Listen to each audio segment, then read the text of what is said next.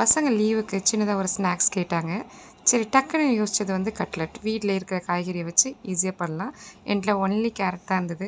So உடனே carrot எடுத்துக்கிட்டேன், onion எடுத்துக்கிட்டேன். அதுக்கப்புறம் இஞ்சி, பச்சை மிளகாய் எல்லாமே எடுத்து வச்சு எடுத்துட்டு நல்லா வதக்கியாச்சு ஆனியனை போட்டு. அதுக்கப்புறம் இஞ்சியை போட்டு நல்லா வதக்கிக்கணும். இஞ்சி வாசனை போகிற வரைக்கும். பூண்டு சேர்க்கணுன்னா பூண்டு சேர்த்துக்கலாம். நான் பூண்டு இங்கே சேர்க்கல. அதுக்கப்புறம் இந்த கேரட் கட் பண்ணி வச்சிருந்த கேரட் டக்குன்னு கையில் என்ன இருக்கோ அதை பண்ணினேன். பச்சை மிளகாய் போட்டாச்சு, கேரட் போட்டு எல்லாமே வதக்கி எடுத்துக்கிட்டேன். சும்மா வந்து ராவா போடாமல் எல்லாமே வதக்கிக்கிட்டேன். அதுக்கப்புறம் நம்மளுக்கு வந்து உருளைக்கிழங்கு இருக்கு இல்லையா, உருளைக்கிழங்கு வந்து நான் ஆல்ரெடி அவிச்சு வச்சுருந்தேன்.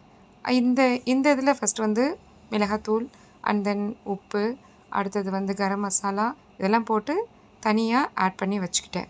அடுத்தது நம்ம உருளைக்கிழங்கு வேக வச்சு மசித்து வச்சதில் இந்த நம்ம வதக்கி வச்ச எல்லாத்தையும் போட்டு கலந்துக்கிட்டேன். கலந்து நல்லா வந்து ஃபுல்லாக அதை போட்டு மசிச்சுக்கணும். மசித்து நம்ம தனியாக உருண்டை பிடிச்சி வச்சுக்கணும். நெக்ஸ்ட் என்ன பண்ணணும் அப்படின்னா, மைதா மாவில் கொஞ்சம் தண்ணி ஊற்றி நல்லா இந்த பதத்துக்கு நல்லா எடுத்துக்கணும். இதை பார்க்குறதுக்கு ஒரு தோசை ஊற்றுற மாதிரி இருக்கும். அடுத்தது பிரெட் க்ரம்ஸ் வச்சுக்கிட்டு நான் ஒரு சின்ன ஐடியா என்ன பண்ணேன்னா, இதுக்குள்ளே சீஸ் வச்சா எப்படி இருக்கும் அப்படின்னு சொல்லிட்டு யோசித்தேன். அதனால் சீஸ் வச்சு பால் பண்ணி அதையே வந்து தட்டி அந்த ஃபஸ்ட்டு மைதா மாவில் வந்து அந்த கலவை இருக்கு இல்லையா, அதில் டிப் பண்ணி அதுக்கப்புறம் பிரெட் க்ரம்ஸில் வச்சு எண்ணெய் வந்து நல்லா கொதிக்க விட்டு நல்லா டீப் ஃப்ரை பண்ணுற மாதிரி அதில் வந்து அப்படியே எடுத்து போட்டாச்சு. இப்போ நம்மளுக்கு ரொம்ப டேஸ்ட்டான கட்லெட் ரெடி ஆகிட்டுங்க. குழந்தைங்க ரொம்ப ஆசையாக சாப்பிட்டாங்க.